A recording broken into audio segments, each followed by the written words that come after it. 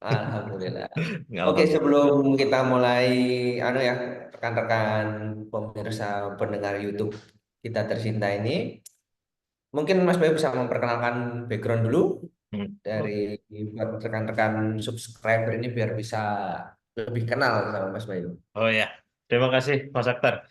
Oke teman-teman, perkenalkan nama saya Bayu Seto. Saya adalah dosen di Diploma 3 Akuntansi Universitas 11 Maret, yaitu salah satu kampus negeri di Surakarta. Ya, saya saat ini ikut dalam pelatihan dasar CPNS antara Kemendikbudristek dan Kemenhub di tahun 2024 ini.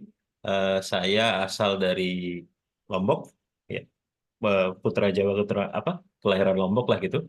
Terus habis itu saya S1 S2 di Jogja, yaitu di UI dan UGM, dan sekarang eh, alhamdulillah diterima di UNS sebagai dosen di Diploma 3 Akuntansi. Nah, mungkin itu saja profil singkat saya. Terima kasih Mas Akhtar. Mungkin Mas Akhtar juga sekalian memperkenalkan diri lah. Siapa tahu banyak orang yang pengen tahu nih Mas Akhtar seperti apa. Oh iya, iya. Baik Mas Bayu. Jadi perkenalkan ya rekan-rekan, saya Akhtarudin. Saya saat ini bekerja sebagai dosen yang baru keterima ya, calon CPNS ya di Fakultas Kedokteran Universitas Veteran Nasional Jawa Timur, UPN di Universitas Pembangunan Nasional Veteran Jawa Timur.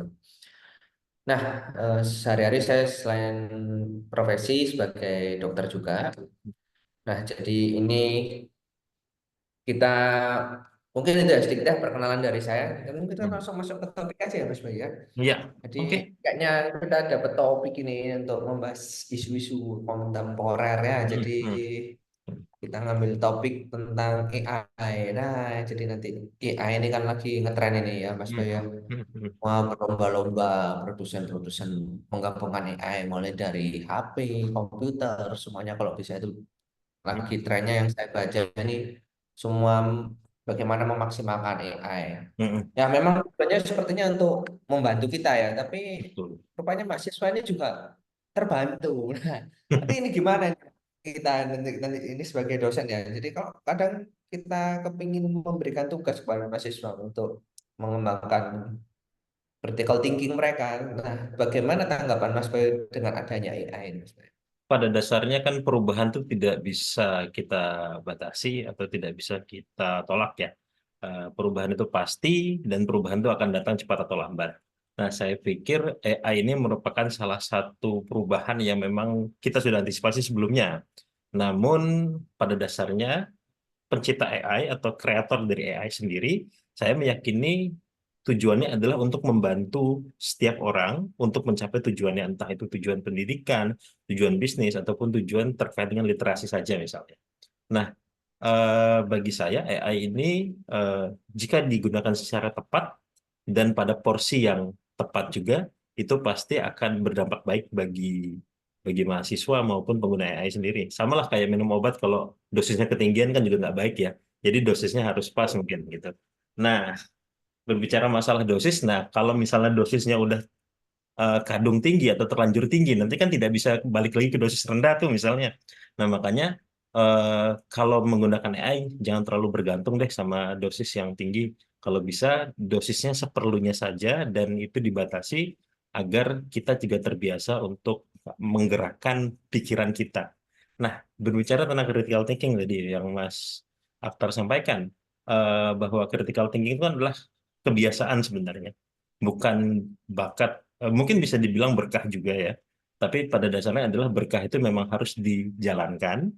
Lalu kalau sudah terbiasa berjalan, maka nanti akan eh, terus berjalan dengan sendirinya. Sehingga menjadi sebuah, apa saya bilang, kebiasaan. Nah, kalau tidak dibiasakan, saya khawatir critical thinkingnya nanti tidak kritikal lagi. Cuma thinking saja. Thinking but not critical. Nah, itu yang saya khawatirkan dari penggunaan AI. Tapi so far, saya merasa bahwa ini juga menjadi tugas bagi dosen untuk bisa memformulasi sebuah ujian, sebuah kuis, sebuah tugas yang memang tidak bisa untuk dijawab AI. Nah, itulah tantangannya. Menurut saya seperti itu, Mas Akbar. Ya, jadi ya memang perubahan itu kadang tidak bisa kita tolak ya, Mas Bayu. Hmm, Kita memang harus beradaptasi ya dengan hmm, hmm. perubahan. Ya, Betul. jadi kayak kemarin nih saya dapat pengalaman, saya kemarin tuh belum dapat tugas Hmm, mengajar. Nah, saya memberikan tugas untuk Mm. semester satu yang baru 3 bulan masuk. Wah. Tentang, tentang analisa etik pada beberapa pasien saya ya, mungkin ada beberapa tindakan yang mengenai etik. Ya harapan saya karena masih semester satu, masih usia 3 bulan, ya mungkin sudah bisa terpapar ya. Itu mungkin harapan proses belajar itu kan ada jawaban yang mungkin mereka wajar ya mereka menjawab misalkan 10 sampai 20% benar atau mungkin bagi saya itu wajar itu yang nanti bisa diperbaiki. Tapi saya kaget kemarin tuh waktu dan jawaban mereka. Wah, lengkap sekali ini berhalaman kok lengkap sekali ya. Terus, loh, tapi ini kok kayak jawaban AI. Akhirnya saya kan temanya etik ya, etik dan moralitas waktu itu saya sedang mengajar. Ya saya kembalikan ke mereka. Adik-adik, ini siapa yang pakai AI? Dan jawabannya semua pakai AI. Jadi saya tapi bingung ini gimana ini nanti kita tips and trick ini dari Mas Bayu. Kan ya memang tidak bisa kita larang ya. Betul, betul. Seperti Google kita sendiri kalau mencari tugas ya mencarinya dari Google.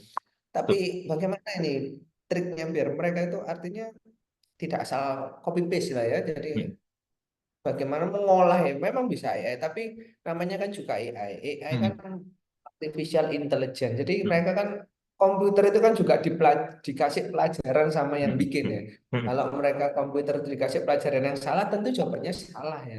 Nanti gimana ini tips and triknya Mas Bayu untuk Kak, biar ini tidak menelan mentah-mentah lah gitu lah. Ya, oke. mereka boleh lah gunakan tapi jangan ditelan mentah-mentah itu gimana ini? Oke. Saya pernah simulasi sekali terkait dengan pertanyaan ujian di ujian akhir semester waktu itu. Jadi kalau saya baca, AI itu hanya sebatas konten. Jadi semua teori di dunia ini dipahami semua sama AI. Diambil, search engine-nya kan cepet tuh. Jadi semua data diambil, nah tapi hanya konten. Konteksnya nggak dapet. Misal, pada waktu saya membuat soal terkait dengan bagaimana sih BI menetapkan pajak 0, sorry bukan eh, tarif 0,3% untuk setiap transaksi menggunakan QRIS misalnya gitu. Ya, Nah, itu saya buat soal eh, eh, penerapan QRIS tersebut di pasar Beringharjo misalnya, yang mana kebanyakan di sana adalah mungkin jarang sekali Gen Z ya. Jadi yang saya lihat di Jogja itu adalah belum sebanyak di Solo penggunaan krisnya. Nah, terus saya tanya di soal bagaimana dampak kebijakan tarif 0,3% terhadap minat pedagang di Beringharjo untuk mengadopsi kris dalam sistem pembayaran. Itu AI tidak bisa mengidentifikasi jawabannya. Jadi betul-betul saya berikan mereka soal yang memang mereka harus berpikir. Nah, waktu itu memang ujiannya saya sifat soalnya adalah open any sources. Jadi boleh buka buku, boleh buka catatan, boleh buka chat GPT. Semua boleh. Tapi memang mahasiswa tidak bisa menjawab waktu itu. Kebanyakan tidak bisa menjawab karena memang algoritma kalimat yang saya tulis di soal adalah kontekstual, bukan kontentual. Nah, itulah yang salah satu trik saya, Mas Akbar. Waktu itu. betul betul. Jadi soalnya dibikin konteks konteks ya Ya, artinya. konteks. Memang saya membaca AI kalau kita terbiasa ya.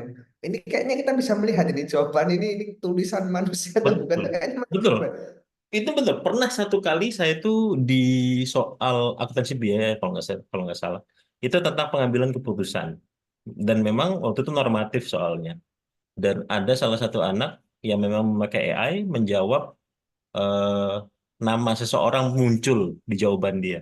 Jadi sepertinya dia hanya memasukkan soal ke chat GPT terus dikopas tanpa dilihat. Jadi saya bingung pas baca jawabannya kok ada nama orang yang bahkan tidak pernah saya sebutkan di soal. Ini kalau di kedokteran mungkin nggak Mas terjadi kayak gitu yang apa cara mengakali supaya mahasiswa tidak menggunakan AI gitu di kedokteran. Nah itu saya juga makanya kan saya terus terang juga eh, baru kemarin ya saya memberikan soal itu saya kan sebelumnya Mm-mm. kan di klinisi saya di klinisi Mm-mm. saya baru terjun di di pendidikan Mm-mm. mungkin baru ya baru kemarin baru 1 2 bulan waktu sudah diterima CPNS kemarin itu ya. Mm-mm. Ya Kalau pengalaman saya sampai sekarang, ya mungkin termasuk generasi yang tidak tidak terlalu bergantung ya, karena Hmm, kita hmm, masih generasi Google kayaknya. hmm, Google mencari bahan terus kita baca, kita rangkum sendiri, hmm, hmm, terutama. Nah, kalau di AI sendiri memang untuk pertanyaan yang pengobatan itu kan memang sudah di ban. Jadi mungkin awal-awal dulu sempat bisa keluar dia dosis macam-macam, tapi hmm, sekarang kan sudah di ban, tidak bisa hmm, mengeluarkan. Algoritmanya sepertinya sudah diedit, tidak bisa mengeluarkan obat. Nah, tapi terkait terkait pertanyaan-pertanyaan tadi memang bisa, memang benar ada beberapa misalkan penyakit ini dia keluar. Cuma ya memang benar kata Mas Bayu tadi, kontennya bagus, tapi begitu diisi itu cuma konten. Jadi ya memang hmm, memang betul hmm, konteksnya itu kita tidak dapat. Eh, hmm, kayak ada missing link gitu ya antar hmm, hmm, hmm. antar paragraf itu kayak ada kayak inkoherensi. Jadi memang benar critical thinkingnya nggak keluar di situ. Gitu. Dan saya setuju Mas Bayu untuk kita harus mengubah jawaban, mengubah pola pertanyaan kita ya Hmm, berarti ya.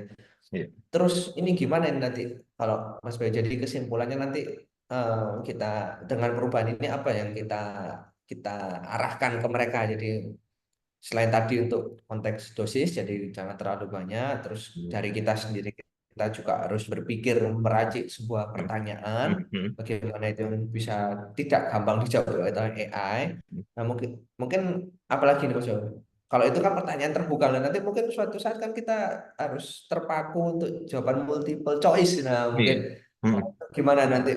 Kan kita kan juga butuh butuh itu, kadang kita butuh cepat untuk, wah iya. ini harus ada terukur. Hmm, Multiple hmm, choice hmm. kan salah satu pilihannya itu bagaimana Iya, Mas Ben? iya, betul. Apalagi memang ini balik lagi kalau misal kondisi kelasnya mahasiswa terlalu banyak ya, Pak.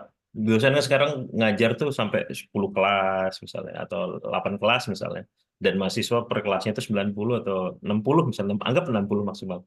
Kalau di kedokteran mungkin 30 ya, Mas Aktar ya. 30. Nah, 50 ya Pak.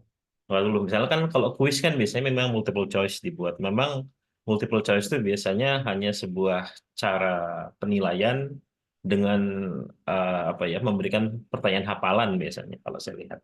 Nah, kalau misalnya terkait dengan apa namanya ujian dan sebagainya, memang kebanyakan zaman sekarang tuh untuk perumusan atau formulasi soal UAS UTS maupun team-based project itu memang berdasar pada masalah di lapangan. Jadi memang kadang-kadang AI tidak dibutuhkan, tapi memang ketangkasan atau apa ya agility mereka dalam berpikir itu yang sangat diandalkan. Jadi kadang-kadang mereka menemukan sesuatu yang tidak ditemukan di kelas dan mereka harus berpikir cepat di situ. Jadi itu salah satu metode yang digunakan untuk bisa mendorong mereka untuk berpikir tanpa AI. Jadi AI itu cuma semacam apa ya supplementer factory supplementer factor gitu jadi hanya suplemen saja tidak dijadikan sebagai main course-nya lah istilahnya dessert lah mungkin ya mungkin saya nggak tahu appetizer dessert sama main course saya kurang paham urutannya tapi ya mungkin hanya sebagian kecil saja. Nah, kalau kalau mungkin saya bisa memberikan kesimpulan terkait dengan penggunaan AI pada penugasan dan di pendidikan tinggi ini kan mengacu lagi pada statement dari Euben tahun 1989 bahwa korupsi itu merupakan tindakan tunggal dengan asumsi setiap orang merupakan individu egois yang hanya peduli pada kepentingannya sendiri. Jadi sebenarnya kan mahasiswa sekarang kan mungkin kepentingannya banyak ya di luar kampus. Jadi mungkin untuk bisa memenuhi kepentingannya dan memenuhi kepentingannya di kampus, dia terdorong untuk menggunakan AI, bahkan tanpa dilihat terlebih dahulu dan asal dikumpulkan saja. Tapi ya itu balik lagi bagaimana anak zaman sekarang memang secara aktivitas kegiatan lebih padat mungkin daripada generasi kita ya, Mas Aktar ya. Jadi konklusinya adalah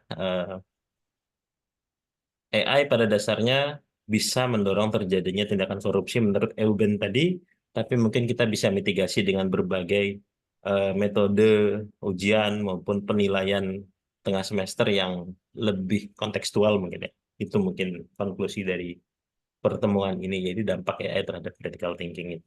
Ya, Baik, Mas Bayu, terima kasih ya. Jadi terima kesimpulannya bagus sekali dan ya kalau saya boleh menambahkan ya, Mm. selain masih beradaptasi, kita juga harus lebih beradaptasi lagi. Ah, betul, Kan betul. Oke. ada suatu, saya lupa pepatah dari mana ya, bahwa orang yang apa apa spesies apa orang ya. Jadi spesies yang bertahan itu adalah yang Mm. mampu beradaptasi ya. Betul, Jadi ya. untuk Mm-mm.